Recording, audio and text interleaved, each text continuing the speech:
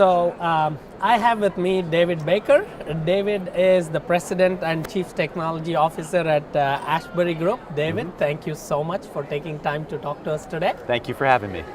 Well, David, how about we get started by you sharing with us a little bit about yourself, your career so far, all the way to being the President and the CTO?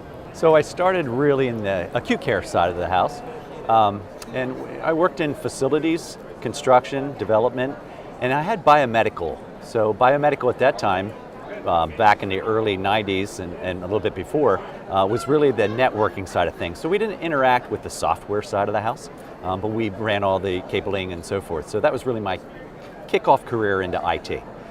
Prior to that, I was an electrician, so I knew about high voltage and low voltage wiring, but really when the biomed part hit, we wired a couple hospitals that really kicked that part of it off.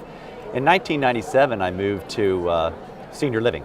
And I've been in senior living ever since then. And I started in 2000 as the CIO for an organization in Pennsylvania and Maryland.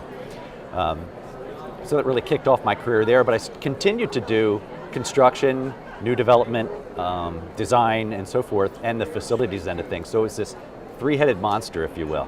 Wow, that's an interesting career so far. So David, what's the most exciting thing that you and your team are working on right now at Asbury Group? So the most exciting thing I'd have to say is helping organizations figure out their strategic plan around IT. So a lot of the organizations we meet with have never even completed a strategic plan for IT. They've maybe done it for their business, but they have no idea what does that mean from a people, process, and technology perspective for them, and how do they go about planning for the future. They see all these new innovations, artificial intelligence, telehealth, and Internet of Things coming at them, and they think, oh, we'll throw a couple access points up, but there's so much more to that. It's all that supporting infrastructure that you have to have in place in order to use any of those things. So that's pretty much the most exciting thing, is to be able to help them navigate those waters and get through that. Well, you're right. There is so much change in the technology happening today. So from your view as a CTO, when you look at all the new technologies that are coming down the pipe, what do you see as a few technologies that have really piqued your interest? Definitely in our industry, I think telehealth is a great way to expand our services from the perspective of being able to provide physicians, specific physician services where we normally wouldn't have that service in-house. Somebody that maybe, from a surgery perspective, from a psychological perspective, being able to bring them in through telemedicine, telehealth, into the community 24/7, 365. Just making that connection, I think, is an excellent opportunity. Some other ones would be remote monitoring. We've talked about this for several years, but it's really with artificial intelligence coming around more, with in combination with the sensors, being able to see the changes in patterns in people and pick up on those changes where there might be an interaction that's needed. Interesting. The healthcare industry is going through a lot of change, and there is a little bit of uncertainty in terms of policy and so on. So in times of change like this, what is your advice to other executives on how do they make decisions? What do they base their decisions off? So I think in times of change like this, they need to get back to the root of everything and solidifying that foundation, if you will.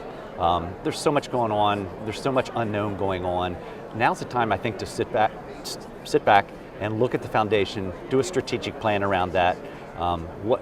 What do you need to have in place to support those new technologies or any changes in governmental regulations going forward? And I think it's a great opportunity for them to do that now. Interesting. No, that's very insightful. So you've been associated with CAST for some time now. I have, yep. So how has CAST helped you in your decisions around technology, around investments in IT?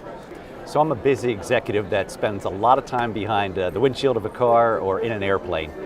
So I don't get to do a lot of research. The selection tools that CAST has put together around EHR, around telehealth, around remote monitoring, I can just take some time and read that, and that would have been months of research that I would have had to do that I never would have had time to do. So those tools are so valuable to me and to everybody in our industry. They've done a great job with that. No, I agree. I've been associated with CAST for some time, and I see the value of it, especially the networking aspect as well. So how about we close with something that you can share as advice to new entrants in the industry that are looking up to somebody like you and saying, how do I become the next David Baker? How do I become the CTO? I think the advice I'd give is to find out your why. What's your purpose in life? And make sure you have those boundaries, those lines in the sand that you won't cross. And once you've figured out that, that's your compass, and just follow that. Put that in your heart and follow that forward, and you'll do well. Wow, that's profound advice. Well, David, thank you so much for taking time to share these insights with us. Really appreciate it. You have a wonderful rest. Thank you very much. Appreciate it. Thank you.